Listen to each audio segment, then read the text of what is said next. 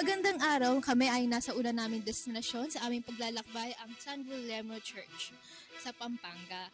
So, ang masasabi ko lang sa aming unang destinasyon ay sobrang ganda niya, pero halata na din na matagal na siyang andito dahil di siya yung para mga modernong mga simbahan na puro mga ang Tagalog na glass, edit mo na.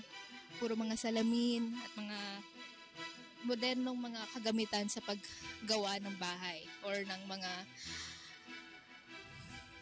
buildings, ang Tagalog mga gusali. Puro mga kahoy and mga gamit na halatang matagal na naandito at na-preserve siya ng matagal. So ito yung mukha ng museo dito sa loob ng simbahan. Tapos mamaya makikita nyo yung mismong mukha ng loob ng simbahan na sobrang ganda rin.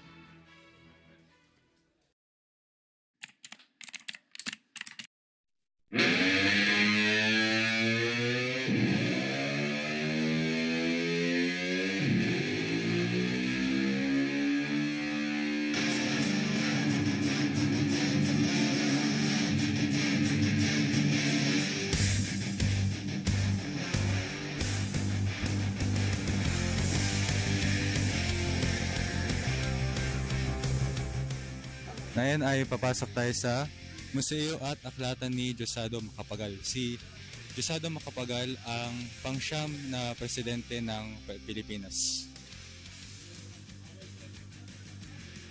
Dito naman makikita ang modelo ng opisina ng siya ay nagtatrabaho na bilang Pangulo ng Pilipinas. Yan, family lineage. Ito si Diosdado himself. Ang mga anak niya, ito yung mga wives. Ito mga anak ni Diosdado. Diosdado Jr., Gloria, Helio, Arturo. Ito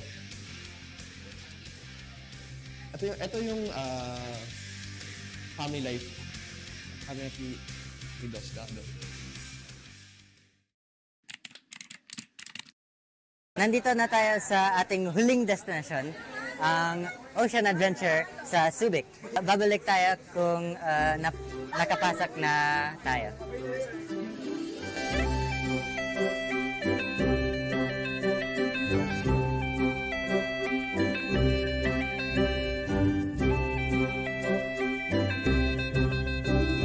So, nasa isang art gallery na tayo ngayon after nung isang Sea Lion na show. At nandito iba't ibang litrato ng iba't ibang mga ibon na extinct na, Philippine Hawk Eagle.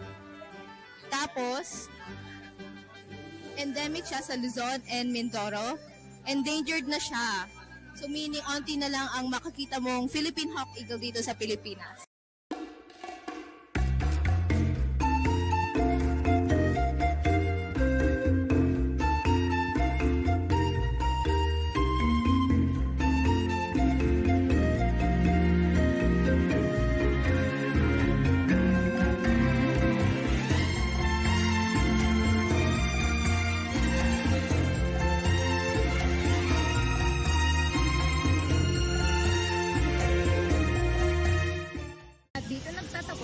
Paglalakbay. Kaya kita-kita tayo sa susunod na video at sana na gustuhan nyo ang aming video tungkol sa aming paglalakbay ngayon. Bye! Bye! Bye-bye!